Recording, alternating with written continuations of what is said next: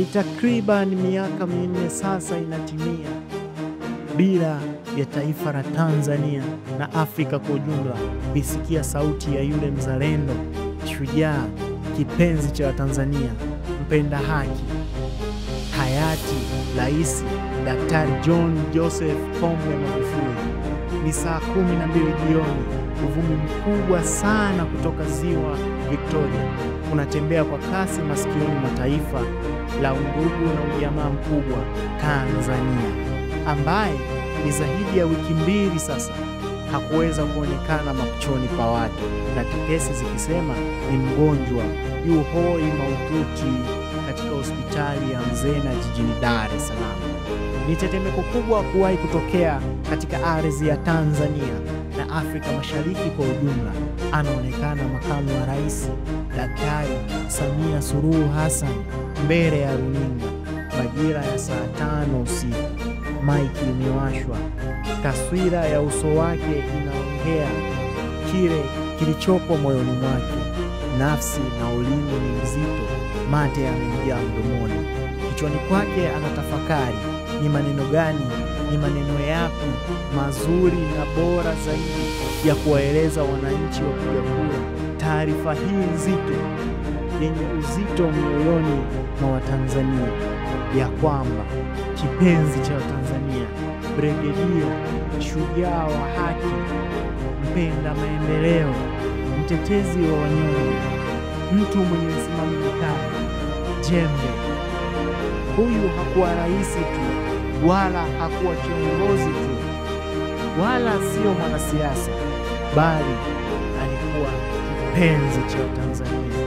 Tarehe 17 ya mwezi wa 3, 2021 alitutoka. Macho yake yalifumba katika uso wa dunia. Kitabu chake cha maisha kilifikia mwisho na udongo ulimngojea kufunika. Na zikatangazwa siku 14 za maombolezo, bendera nusu mlingoti, and the country is dark. Nuru haikuonekana machoni wala kwenye nyuso za Watanzania. Hayati Rais Daktari John Joseph Pombe Magufuli alizaliwa mnamo tarehe 28 ya mwezi wa 10, 1959 huko mkoani Chato, katika familia yenye maisha ya kimaskini. Wengi wetu tumezoea kusema maisha ya sogea tukae. Miaka ya 1979 safari yake ya elimu ndipo ilipoanzia katika shule ya msingi Katoke Biharamulo mkoani Kagera, mpaka alipoweka peni chini mnamo mwaka 2009 akiwa na shahada ya uzamili ya kemia. Elimu yake ni nzito mno kichwani mwake. Hakukubali kuishia hapo.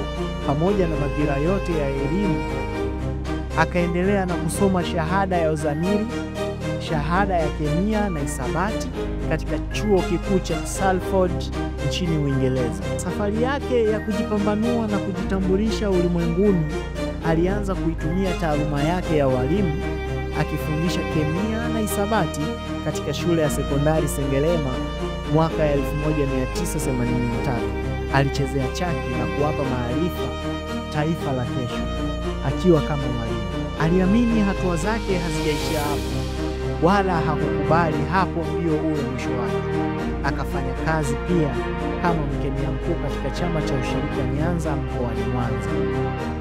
Mnamo mwaka 1995 safari yake ya siasa ndipo ilipoanzia na kugombea ubunge mwaka 1995 katika jimbo la Biharamulo Mashariki. Akiwa mbunge wa Biharamulo Mashariki, alipitia nyadhifa mbalimbali katika taifa hili la Tanzania, akiwa kama naibu waziri na waziri katika wizara mbalimbali. Tarehe 1 ya mwezi wa 8, 2025 cheo chake kilivuliwa. Hakuwa na cheo chochote, ukiwa na midaharo inaendelea nchini ya kwamba nani atakipokea kijiti cha urais kutoka kwa Jakaya Mrisho Kikwete ambaye alikuwa akistaafu na kumpisha mwingine aendelee. Majina mengi na mengi yalipendekezwa kwenye kiti hicho cha urais. akiwemo Edward Ngoyai Lowassa, lakini pia Mheshimiwa Bernard Membe. Mwaka huo huo anatokea kama super sub katika uchaguzi mkuu wa kugombea urais katika nchi ya Tanzania.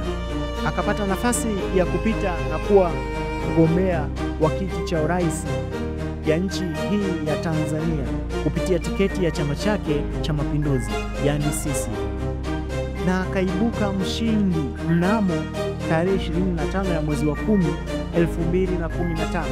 Daktari Jembe, kipenzi cha Watanzania, mwamba huyu akatangazwa kuibuka mshindi wa kiti cha urais dhidi ya mpinzani wake Edward Ngoyai Lowassa kwa kura milioni 8 sawasawa na 58%. Katika utawala wake alifanya maajabu makubwa mno yasiyoweza hata kutokea wala kuandikwa katika kitabu maarufu duniani chenye kukusanya rekodi kubwa zilizoweza kutokea duniani cha Guinness Book.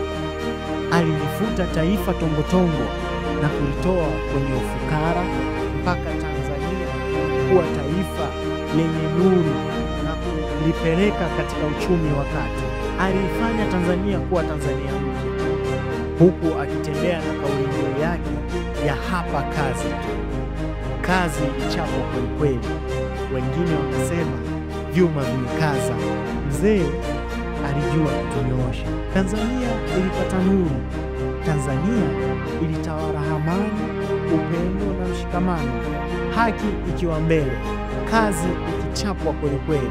Daktari John Joseph Pombe Magufuli ni mmoja ya marais waliowahi kutokea nchini Tanzania wakipendwa na wananchi. Baba huyu alipendwa kwelikweli, si watoto, sio vijana, sio wamama, sio wazee.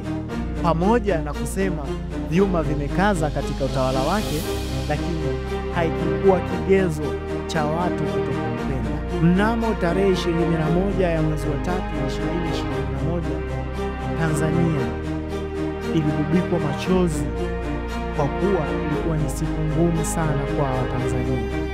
Ndipo alipopumzishwa jembe, mwamba, mpambanaji, mpenda haki, mtetezi wa unyonge, Daktari John Joseph Pombe Magufuli.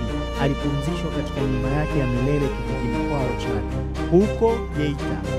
Rest in peace daddy, kipenzi cha Watanzania, brigedia, shujaa, mtetezi wa wanyonge, mpenda haki, chuma, mwamba. Wengi walisema mbuyu umedondoka, mtu mwenye misimamo mikali. Daktari John Joseph Pombe Magufuli, utaishi katika kumbukumbu zetu. Daima tutakukumbuka shujaa wetu. Makala hii imeandaliwa na Suud Muhammad Kijiwe Darasa na kusimuliwa kwenu nami Peter John Mihambo, na hii ni Wangino Media. Asante.